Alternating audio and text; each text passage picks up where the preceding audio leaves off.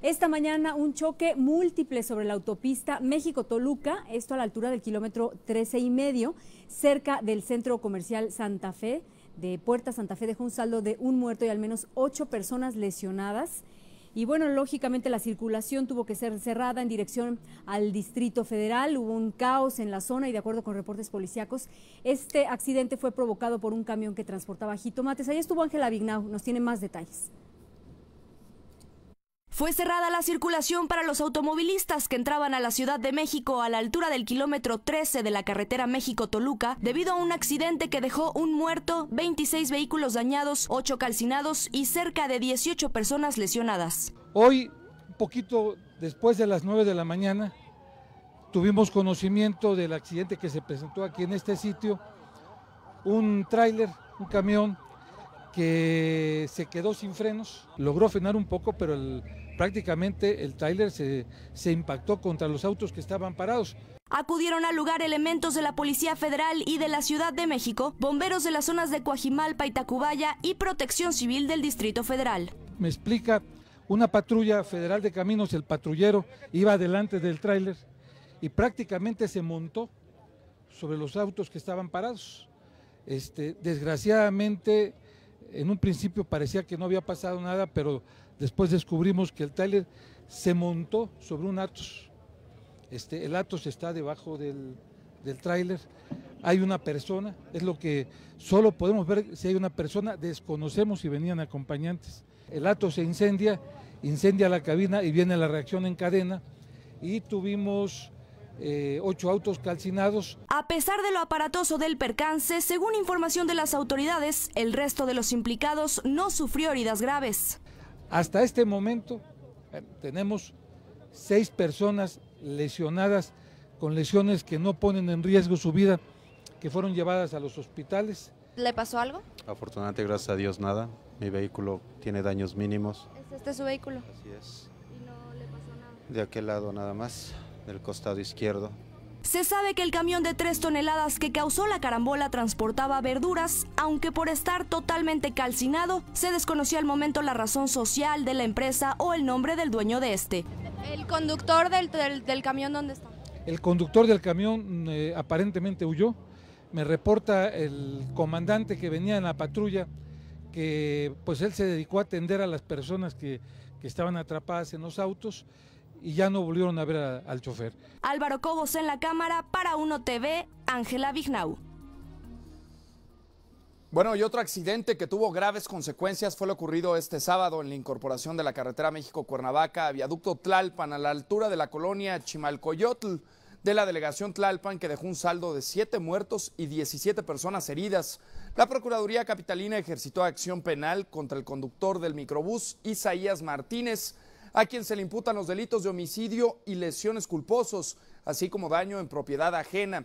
La Secretaría de Transporte y Vialidad evalúa suspender de manera definitiva la concesión a 40 unidades del ramal de la Ruta 1 y se le otorgarían a la red de transporte de pasajeros del gobierno del Distrito Federal, misma que a partir de hoy comenzó a dar servicio con 20 unidades para cubrir ese recorrido de forma emergente. De acuerdo con el peritaje de la Procuraduría General de Justicia Capitalina, el exceso de velocidad y el mal estado de la unidad fue lo que provocó el accidente. Tras 9 días de camino, la caravana de 33 mujeres centroamericanas, madres de migrantes desaparecidos en su paso hacia Estados Unidos, llegó al poblado de Lechería en el municipio mexiquense de Tultitlán y esperan concentrarse hoy en la Basílica de Guadalupe. El objetivo de la caravana es denunciar de forma pública y pacífica las agresiones a sus familiares y demás migrantes. Durante su estancia en la capilla, situada en las cercanías de la Casa del Migrante, cada una de las madres pronunció el nombre de su hijo desaparecido y con una flor en la mano y una vela encendida, recorrieron las vías del tren situadas en los alrededores. Es triste para uno porque sus hijos se han venido tal vez así, en esa forma, y no sabe que tal vez lo que les ha pasado. Y por eso uno pues deseara tal vez saber algo de ellos, para que esa duda uno pues ya verdad termine todo. Ya saber. Nosotros decimos que vivo se vino, vivo lo queremos. Los organizadores dicen que en México no existe una política de búsqueda de las personas que transitan hacia Estados Unidos. Y para acatar una sentencia de la Corte Interamericana de Derechos Humanos, el subsecretario de Asuntos Jurídicos y Derechos Humanos de la Secretaría de Gobernación, Felipe de Jesús Zamora Castro, reconoció omisiones en al menos 8 feminicidios ocurridos en noviembre de 2001 en un campo algodonero de Ciudad Juárez, en Chihuahua. A nombre del Estado mexicano, el funcionario pidió perdón a los familiares de las víctimas.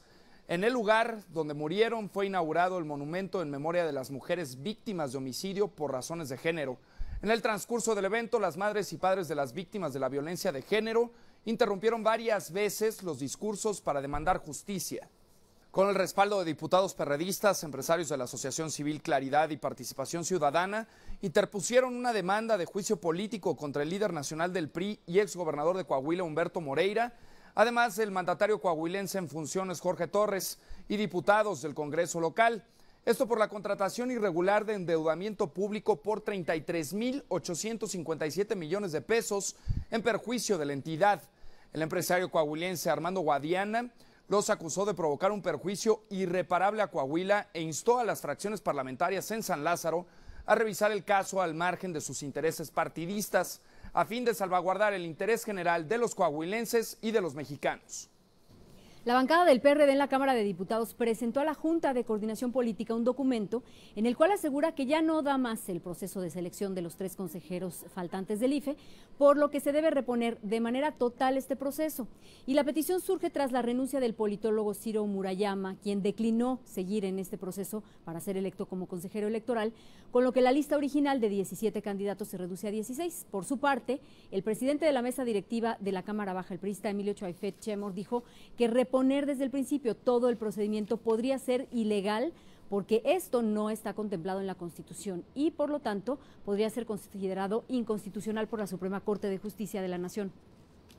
La discusión sobre la conformación de la reforma política podría ser llevada al segundo periodo ordinario de sesiones que comienza en febrero del próximo año y termina en abril de 2012. Así lo adelantó el diputado priista e integrante de la Comisión de Puntos Constitucionales, Felipe Solís Acero. Los temas que no pasaron en este proyecto fueron el veto presidencial al presupuesto, la reelección y la consulta popular. Y de aquí a las elecciones del 1 de julio de 2012 habrá mucha información y aquí les presentamos un pequeño resumen de sus actividades.